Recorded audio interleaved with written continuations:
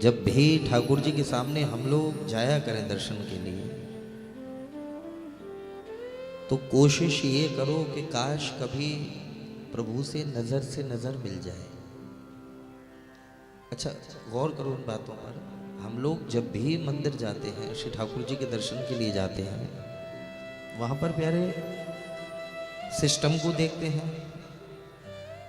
पुजारी गोसाइयों को देखते हैं, इर्द गिर्द के माहौल को देखते हैं, धक्का मुक्की को देखते हैं। और आजकल तो 90% नहीं 98% लोग बस खड़े होकर के सेल्फी, मंदिर में भी जाकर के, बड़े बड़े श्रेष्ठ मंदिरों में जाकर के सेल्फी लेना शुरू कर देते हैं प्यारे। तो ये क्या है? ये मुझे नहीं लगता कि इसमें किंचित मात्र भी कोई प्रेम है। जाओ तो केवल इस भाव को लेकर के जाओ कि काश एक नजर पड़ जाए उनकी,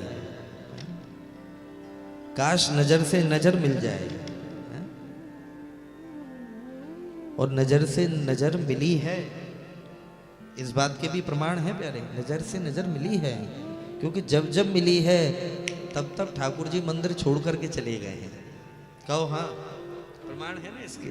तब तक ठाकुर जी चले गए, कभी कहीं से पकड़ करके लाए हैं, कभी कहीं से पकड़ करके लाए हैं। बड़ी प्यारी पंक्ति है कि नजर से नजर ने मुलाकात कर ली, रहे दोनों खामोश और बात कर ली। और इस भक्ति के मारों का ना हाल पूछो, कहाँ दिन गुजारे और कहाँ रात कर ली। ये केवल और केवल यही स्थिति है। क्योंकि बिहारी जी में जो पर्दे का सिस्टम प्रारंभ हुआ है, वो क्यों हुआ था? इसी वजह से तो हुआ था, क्योंकि छैल छबीला ठाकुर है हमारा ब्रज का भैया, जिस पे मोहित हो गया वही के संग में निकल गया। तो इस भाव की वजह से ही तो पर्दे की प्रथा प्रारंभ हुई है? इसलिए मैं बार बार विनती करता हूं भैया कि जब भी मंदिर जाओ, ठाकुर जी के दर्शन करने के लिए जाओ, तो ये कल्पना करके जाया करो कि काश एक बार नजर मिल जाए। हाँ हाँ, एक ये बात मुझे बताने में बड़ा अच्छा लगता है। दिल्ली में जो जहाँ पर मतलब दिल्ली में जो जितने भी मेरे बिहारी जी के भजनों की रिकॉर्डिंग हुई वो दिल्ली में हुई। तो जिनके घर में रुकता था वो अनुराग रस्तोगी जी, और दिल्ली के टॉप लेवल के फ्लूटिस्ट हैं, वो वंशी बजाते, बहुत अव्वल दर्जे के। रिकॉर्डिंग का काम है। स्टूडियो दूसरी जगह होता था और निवास दूसरी जगह, फ्लैट। तो उनके घर जब भी जाते थे तो उनके पिताजी मुनीम रहे थे बरेली के। और प्यारी बात तो ये कि हे मेरी लाडली जी, उम्र ढलते ढलते ढलते ढलते कुछ संयोग ऐसा हुआ कि उनकी दोनों आंखों की ज्योति चली गई। और थोड़ी बहुत ही नहीं, पूरी चली गई, 100%। अंधे हो गए बिल्कुल, गोरे पीरे, बिल्कुल दुबला पतला शरीर, जैसे बुजुर्ग प्यारे से होते हैं ना, इस प्रकार का शरीर उनका। जय जय मैया उनकी। और उससे भी एक प्यारी बात ये कि जब जब मैं वहां जाता तो निवास मेरा वहीं रहता था। तो मैं अनुराग भैया से बड़ा छोटा हूं मैं। तो वो हमेशा पिताजी से कहते हैं कि पिताजी देखो वृंदावन से कौन आया है। तो वो लेटे लेटे कहते हैं कि वृंदावन से तो मुकेश ही होगा। ऐसे बोलते, शब्द से बता रहा हूं मैं, वृंदावन से तो मुकेश ही होगा।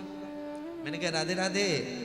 फिर अच्छा, वो रिकॉर्डिंग के लिए चले जाते और मैं घर पे जब होता तो वो मुझसे कहते पिताजी कि बेटे तुम तो वृंदावन में रहते हो, हैं? वृंदावन में रहते हो, कुछ अच्छा सा सुनाओ ना, कुछ बढ़िया सा सुनाओ। अब जब ये सुनने सुनाने की बात होती तो घंटों घंटों ठाकुर जी की चर्चा होती रहती, अच्छी अच्छी, जो भी किशोर जी कृपा करती हैं। एक दिन उन्होंने जो बात कही वो बात बड़ी दिल पे लगने वाली है कि उन्होंने कहा कि बेटे बड़ा मन है कि एक बार बिहारी जी मंदिर जाएं, बेटे बड़ा मन है। तो मैं चूँकि उम्र मेरी कम ही थी तो मैंने बचपने में ये कह दिया कि बाबूजी आपको दिखता तो है नहीं,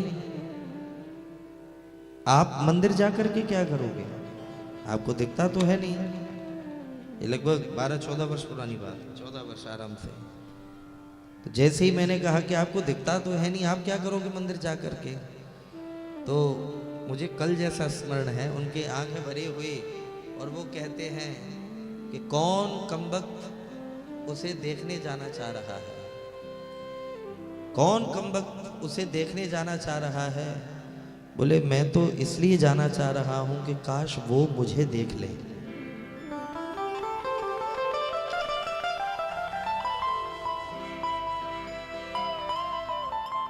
कि किस हाल में हूं मैं आज, काश वो मुझे देख लें एक बार।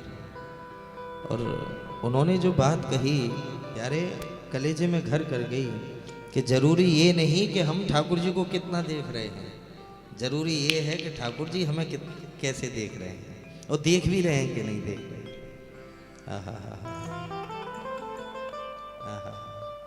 तो प्यारे विनती यही कि जाओ तो इस भाव से जाया करो कि कैसे भी ठाकुर जी की नजर पड़ जाए